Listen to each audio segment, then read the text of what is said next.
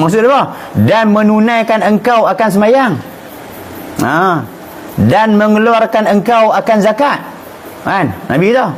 Islam daripada pertama mengucap tadi, asyhadu an la ilaha illallah wa asyhadu anna Muhammadar Rasulullah. Yang kedua mendirikan engkau akan sembahyang dan mengeluarkan engkau akan zakat. Tahu-tahu dah. Zakat ni dia panggil, daripada zakat ni panggil apa? Maliyah. Apa maksud zakat? Maliyah. Amalan berbentuk apa? Amalan berbentuk apa? Harta. Maliyah, Arab kata mal. Mal betul dah. Harta. Ni sembahyang kena keluar harta tak? Sembahyang kena keluar harta tak? Tak. Puasa kena keluar harta tak? Tak. Zakat kena harta tak? Tu maliyah. Dia panggil. Apa dia? Amalan ibadat yang berupa mengeluarkan harta benda kita. Maliyah dia panggil.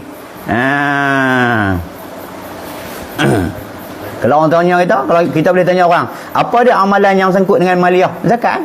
Maliyah apa? Harta benda. Dan berpuasa engkau di bulan Ramadan, dan menunai engkau akan fardu haji ke Baitullah jika kuasa engkau kepadanya akan jalan.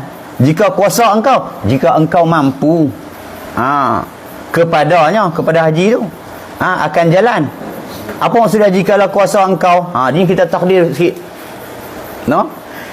Menunaikan fardu haji ke Baitullah jika kuasa engkau. Pertama, nak pergi Mekah ni tuan-tuan, syarat yang pertama, Islam telah dah tu.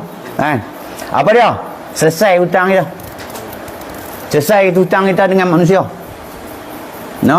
Kita ada hutang kawan kita ke, hutang apa ke, selesai habis bah.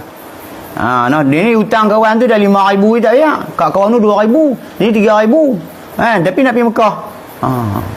Mana hang tak kuasa lagi lah tu, tak mampu lagi lah. Gaduh nak pergi juga. Hutang tu Tuhan rintah bayar. Hak ni dia kata kalau mampu. Mana halang mampu tak ada pilihan lagi tak? Nampak tak? Selesai hutang dengan makhluk ni. Ada juga yang pada ulama bahas. Ada juga dia kata. Sebab apa? Kereta tu kita beli kat makhluk ke beli kat siapa? Ya, depa ingat hutang kat orang kan. Jangan sebab kita pi Mekah sat lagi, cerita hutang kat rumah dia tak boleh bayar. Orang tarik rumah kita. Masalah. Ya. Tu kena faham satu ulama setengah tu dia kata setengah tu guru dia kata dia bahas. Dia kata apa? Setengah tu guru dia kata hutang orang saja, setengah tu guru dia kata ke semua. Sekali yang pergi Mekah duit tu nak bayar mutu balik memang orang tarik mutu tu. Tak ramai. Tak apalah kalau tak jamin kan. Bahaya. Nampak tak? Tapi Mekah ziarah. Baik. Yang bermaksud bahawa apa? Jika kuasa engkau tu pertama kemampuan kita selesai hutang kita semua dengan makhluk. Yang pertama. Yang kedua, perjalanan kita ke Mekah tu tidak apa? Membahayakan nyawa harta kita. Harta kita pun tak bahaya, takut apa? Perompak, penyamun, dan nyawa kita pun tak terancam. Jika perjalanan kita terancam nyawa kita, tak wajib ke Mekah. Zaman dulu di tanah Arab tu banyak penyamun. Arab Badui tu, Arab bukit tu, depa kesamun bapak Mekah. Dulu Mekah kan ada jalan raya macam ni, kaedah Padang Pasir, penyamun Padang Pasir semua dah. Jadilah kita fiqh kata jika kau nak pergi Mekah ke, pada memang pergi Mekah lah, pergi Mekah nak buat umrah ke, buat haji ke, jika nyawa kamu terancam, tak jatuh fardu kat kita, dan kamu bawa harta. Dulu orang pergi lama-lama, sebulan 2 bulan kan, sebab pergi ke Pelayak kan. Jadi bawa harta jangan nak makan kat sana kan. Harta kena rampas nak duduk macam mana? Maka tak wajib. Tak jatuh fardu. Itulah. Satu kena settle hutang orang. Yang kedua nyawa kita tak terancam. Yang ketiga harta kita tak terancam. Nampak tak? Tu dia. Dan ada lagi perbahasan yang rumit. Yang rumit apa dia? Sekiranya kamu ni pada ilmu fiqh dia kata apa? Sekiranya kamu memiliki syahwah yang tinggi, maka pergi sana masa kita ihram, tata dia. Nampak tak? Kita kan tak boleh jimat dengan bini dah. Pakai wangi tak boleh, kerak kuku tak boleh, pakai benda berjahit tak boleh, kan?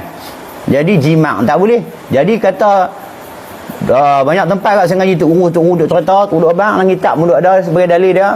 Kita ni seorang kuat syawah, kita ni jimat dengan syari. Tak jimat miring. Faham? Orang kuat syawah ni tak jimat, tak duduk. Maka pergi situ, kena tahan jimat tu. Maka gugur kat dia pun. Sehari dia pergi je, kacau. Nampak no? Tapi lah kita tak ada masalah tu, jangan buat alasan tu lah. Aku tak boleh pergi, aku sebab aku kuat jimat. Dan duduk di rumah pun jimat 2 minggu kali ya. Nampak? Sampai tu dia faham. Tu kita jika kuasa engkau no, yang lah pada kena mengaji lah weh. Ada semua cukup semua kalau Mekah tak mengaji pula dah tak boleh betul tak tadi aku jadi pergi senaman tu tadi ni habis ziarah senang senang tak gaduh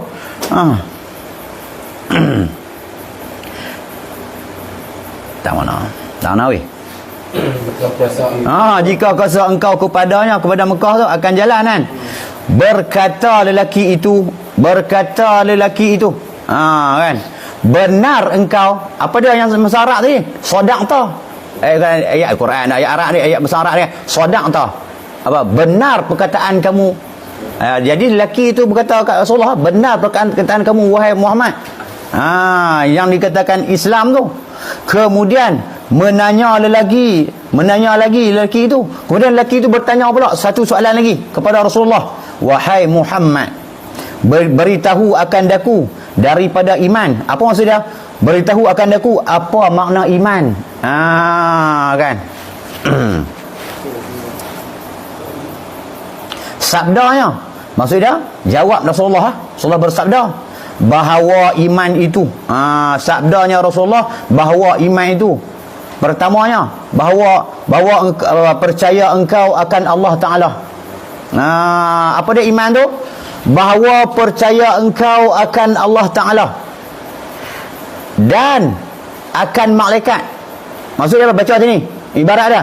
Dan sabdanya Nabi bahawa percaya engkau akan Allah Ta'ala, kita takdir kalam, percaya engkau akan malaikat, percaya engkau akan segala kitab-kitabnya, percaya engkau akan segala rasul, dan percaya engkau akan hari kiamat, dan percaya engkau dengan qada qadarnya.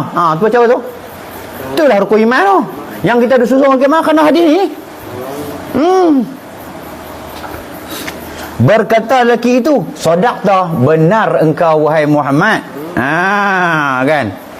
Kemudian menanya pula lelaki itu.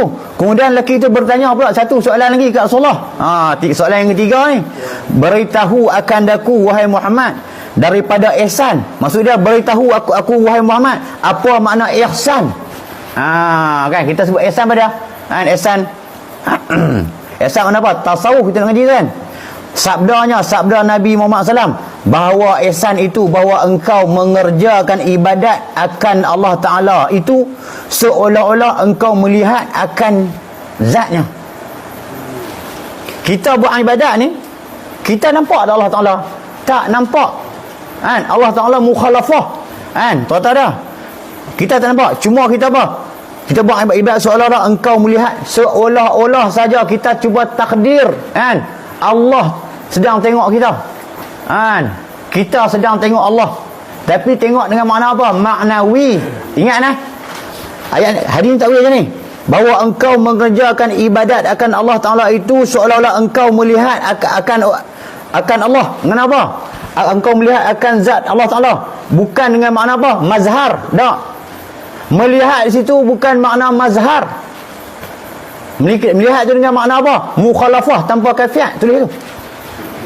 Melihat, kita melihat Allah Ta'ala seolah-olah melihat Allah Ta'ala di depan kita tu masa kita sembahyang tu, bukan makna mazhar.